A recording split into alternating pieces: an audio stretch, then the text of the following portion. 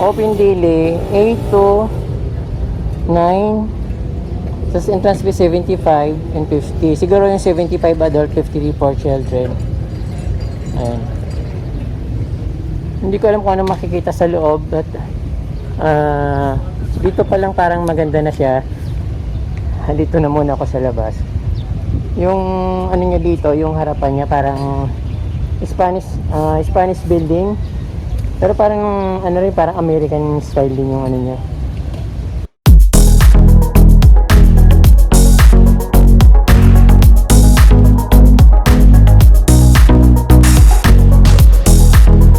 Hello mga kapramdi, nandito ako sa lugar ng Intramuros. Bali, isinama ako ng friend ko dito para mamasyal. Mga kapramdi, kung bago lang po kayo sa aking channel, huwag niyo pong kalimutan mag-subscribe para updated po kayo sa aking mga bagong posts. Yun lang po. So nandito ako mga kapramdi sa Intramuros, Manila. Bali, papakita ko sa inyo yung mga pasyalan dito, mga lumang bahay. Kung hindi pa po kayo nakakarating ng Intramuros, ito makikita nyo kung anong magagandang tanawin dito, yung mga old house, yung mga yun nga po, yung mga pasyalan dito na hitik na hitik sa mga foreigners, yung parang yun na yun. Makikita nyo mga kapramdi at papakita ko sa inyo. So ngayon nandito ako sa isang harapan ng isang napakabonggang parang hotel yata ito kapramdi, parang may merchantel, parang mga ganun. So napakaganda dito kapramdi, kung nakikita nyo sa aking likuran. So kitang kita na kagad yung napakagandang garden. But yung ano dito kapramdi, yung attractive dito yung mga lumang building, yung mga Spanish style na building, yung mga lumang mga tirahan dito at malalaking bahay. Yung kapramdi, sana mag-enjoy kayo sa aking munting video. Ayan kapramdi yung view dito. Makikita mo kagad yung napakagandang napakagarang ground nila sa harap ng mismong building. Dito ako sa harapan ng Mercantile insurance pala ito kapramdi, Mercantile Insurance. So dito sa harap niya napakaganda. Ayan, para din nasa isang magandang bahay na garden ng magandang bahay. At sa dito naman sa kabila, ito yung likod ng ng Manila Cathedral na napaka bonggang-bongga. Parang pag nandito ka kapramdi, mapi-feel mo yung parang nasa ibang bansa kayong Europe ba, nasa Europe country. Ko dito ng Manila Cathedral kapramdi. Dito pa lang parang yun, maganda ng tingnan. At sa harap naman dito kapramdi, sa kabilang street, ito naman yung nakikita dito. So Knight of Columbus ng Manila Council. Ayan.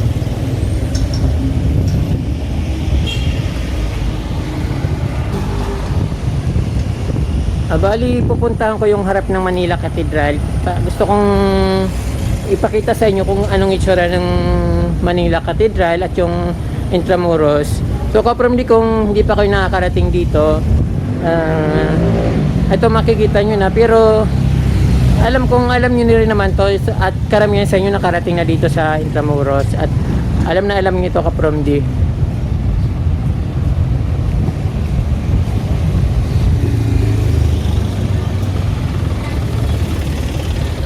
Dito sa gilid niya, sa tabi niya, ito makikita mo rin yung napakagandang garden.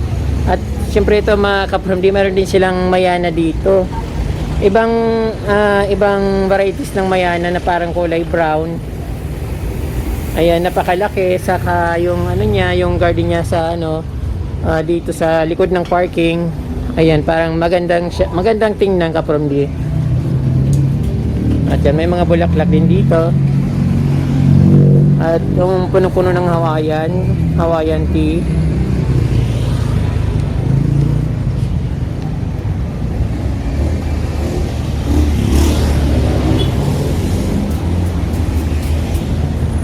Ayan kapramdi, tatawid na tayo dito sa Manila Cathedral.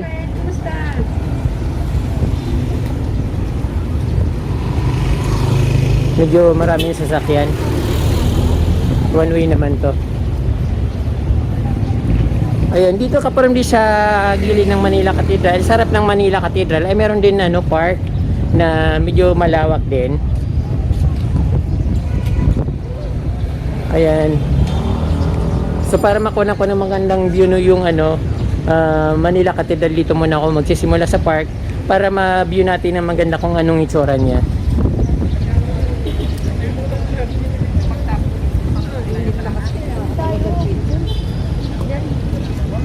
Ayan, napakagandang scenery dito na parang old, parang European country. Parang nasa Europe yung lugar Kaparmdi. So, palagi naman natin itong nakikita sa mga ibang vloggers, sa TV, makikita rin natin to. But syempre, mas maganda yung nakita ko siya ng personal, although nandito na rin, nakapunta na rin ako dito sa, siguro mga ilang beses na. Pero gusto ko siyang ipakita sa aking YouTube channel para maiba naman yung ano, yung palagi na lang halaman. At siyempre gusto ko yung may mix na halaman din, at para iba naman yung ano, tema ng aking vlog. So although hindi ko naman kinakalimutan yung aking napakagandang paraiso sa probinsya. Pansamantala lang naman nito Kaparmdi. Samantalang dito Kaparmdi sa dito Kaparmdi sa ano, sa gilid niya, makikita rin naman dito yung Palacio del Gobernador. Yung building niya napakagara at parang ayun, parang European style din ang dating, kaya maganda rin yung mga ano dito, mga scenery.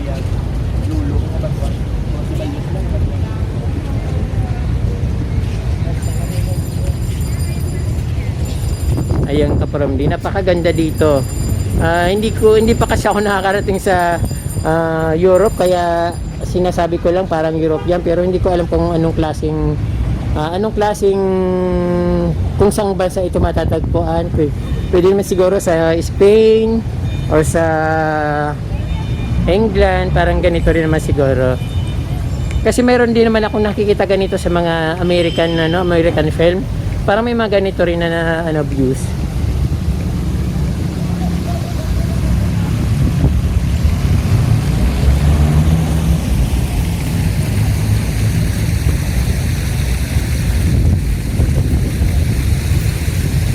Ayan Kaparmdi. So bali na sa gitna ko ng park sa harap ng Manila Cathedral at Palacio del Gobernador.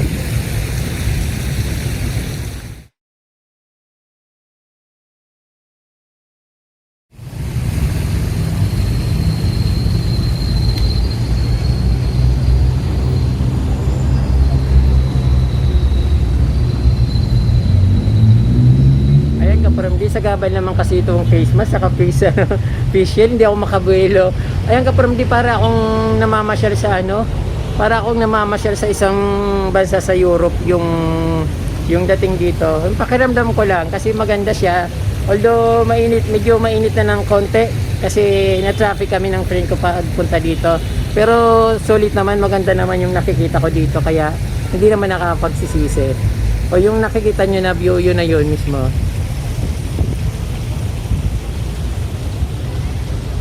Ayun. Ayan Kaparmdi, ang iconic view ng Manila Cathedral dito sa Intramuros, Manila. Tapos dito, Petron. Gasolinato yung Petron. Pagtawid mo dito, merong tindahan dito, yung mga medical. Medical supply yan. Meron ditong isang beauty. Ang pangalan ng clinic,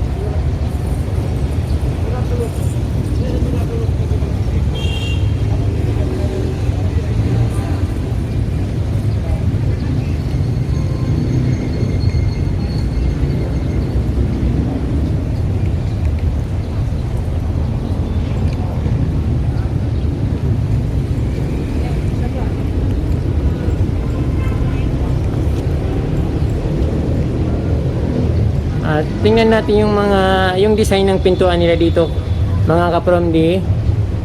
napaka-artistic ng mga design dito ng kanilang pinto. So sarado nga lang kasi alam naman natin sa pandemic ngayon. So ayan, napakaganda ng pagka-design, gawa sa bronze.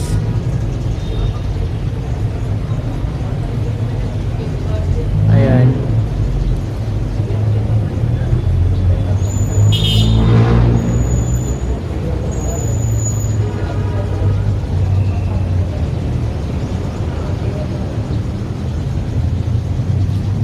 So, siyempre lahat na ano dito yung characters ay about Jesus Christ.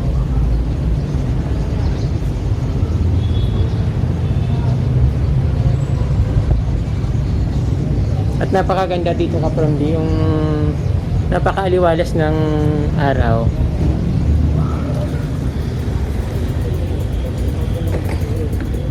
Open. Open naman. Open day 75. 75 saan? Okay na, entrance fee 75. Close pa po tayo. Close. Alas 12 pa. Sayang ka from alas 12 pa pala yung box dito sa Port Santiago. Pero dito na lang kasi marami naman ditong ano makikita. So ito ka from yung makikita dito sa ano harapan ng Port Santiago. Ito muna. Open daily 8 to 9. Tapos entrance fee 75 and 50. Siguro yung 75 adult, 50 for children. Ayan. Hindi ko alam kung ano makikita sa loob, but dito pa lang parang maganda na siya. Dito na muna ako sa labas. Yung ano niya dito, yung harapan niya parang Spanish building. Pero parang ano rin, parang American style din yung ano niya. Ayun ka from there.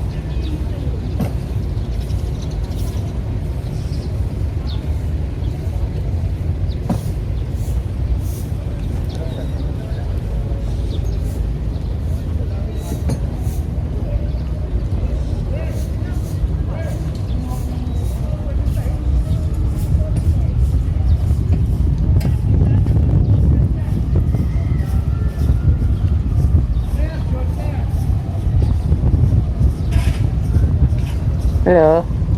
Hello. Hello.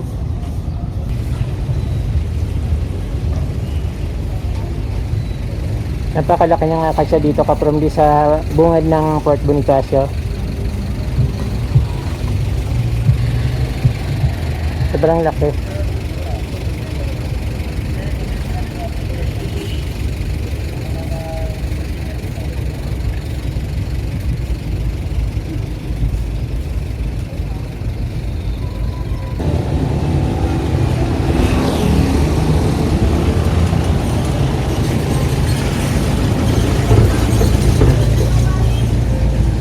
So from diyan yung ano scenery ng Manila Cathedral sa dito sa medyo malayo.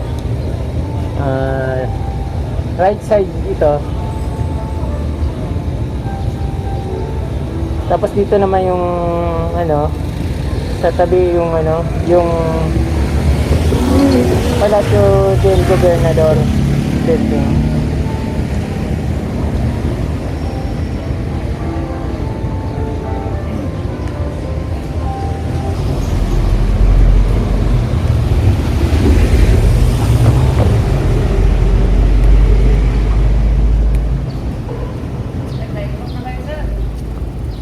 Maglilipot tayo sa mga pasyalan dito. Hindi. Ito oh.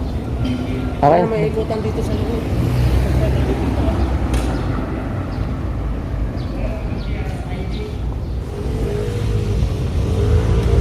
Museo de Intramuros. Museo pala ito boss oh. Kaso sarado siya. Sa kabila naman yung ano Ateneo Municipal. Parang former site of Ateneo nakalagay.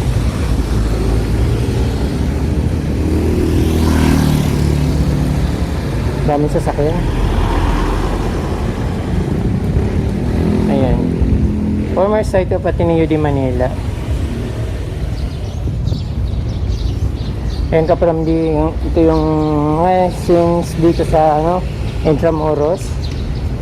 yung mga old style building, yung mga konkretong gawa sa mga eggshells at mga corals. Yan.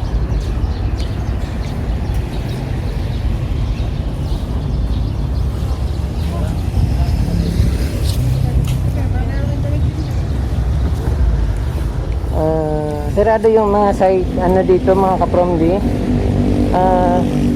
Gusto ko sana ipakita sa inyo yung golf course dito na overlook yung Manila Hotel at yung iba't ibang mga establishment dito. Pero yung nakikita kasi dito sa taas, mas maganda, parang golf course tapos open siya. Kaya dito muna ako sa tabi-tabi kasi nilang pwedeng kunan. Gustuin ko man pumunta doon sa itaas pero bawal eh. Kaya dito lang ako sa mga gilid-gilid.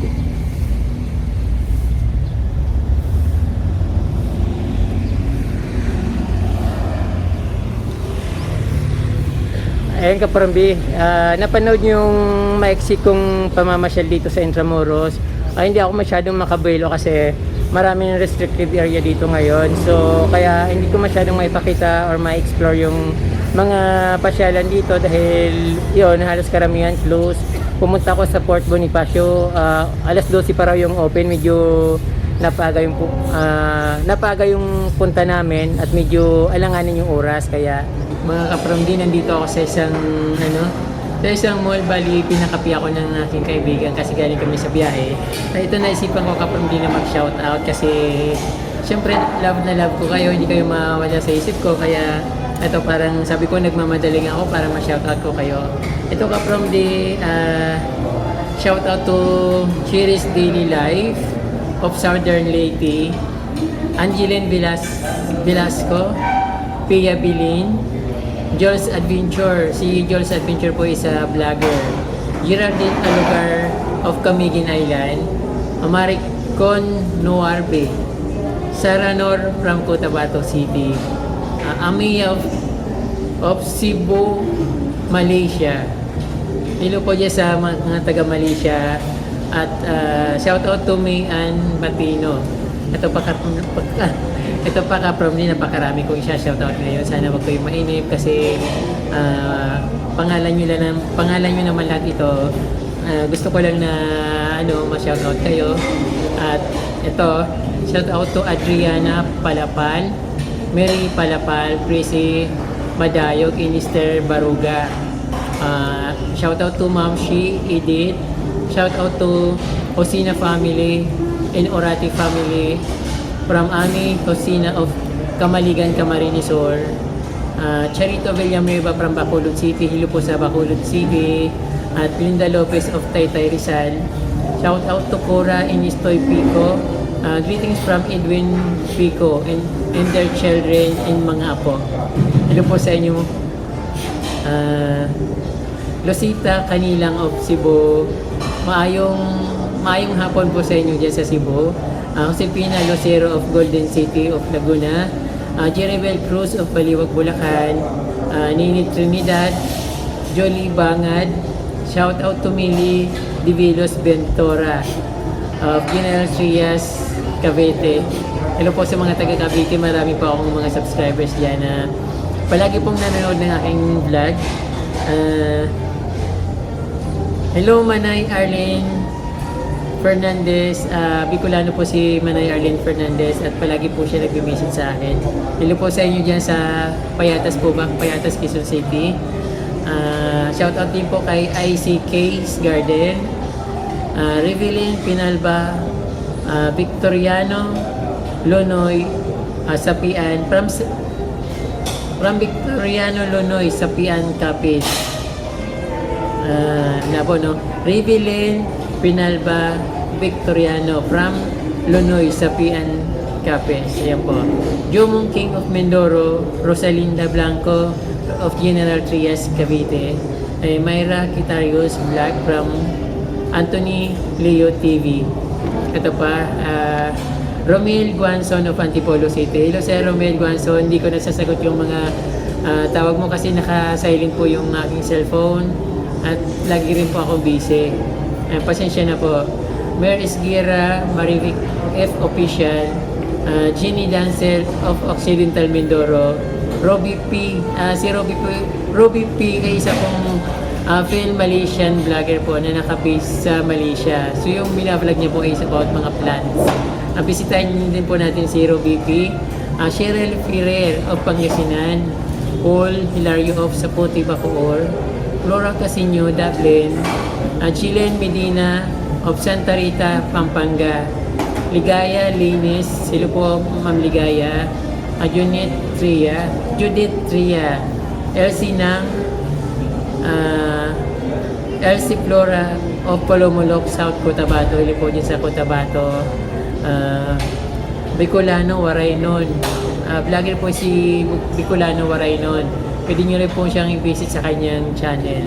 Adrian Lagorin, Isa Palma or Isa Love, Jovi Cancino, Telma Mercadal channel, Rose Bermijo of Dinalupihan, Bataan, Tis Bilyami, Maria Teresa from Maria Teresa Village, Cavite, Maya Bermijo or Maya Bailon from Cadiz City, Negros Occidental, Alona L74, vlogger po siya, The Tourist Farm. So, isa po rin siyang vlogger, pwede rin po siyang bisitahin sa kanyang vlog. At si Grace Chon, Gingo City, Misamis Occidental. So mga kapramli, yung hindi ko po nabanggit na pangalan, so mga nagpapa-shoutout na hindi ko nabanggit. Sa next vlog ko po yung babanggitin ko po yung pangalan nyo kasi masyado nang mahaba. Ayaw ko na po na masyado kayong mainip sa aking pagtatawag ng mga pangalan. So, very soon po mapapanood nyo po yung next vlog ko na kasama po yung mga pangalan nyo. Maraming pong salamat. Ayan ka-Promly, don't forget to subscribe sa my YouTube channel. At huwag nyo pong kalimutan pindutin po yung notification bell para updated po kayo sa aking mga bagong post na video. Ayan po mga ka-Promly, maraming pong salamat. Mabalos po, coffee na tayo.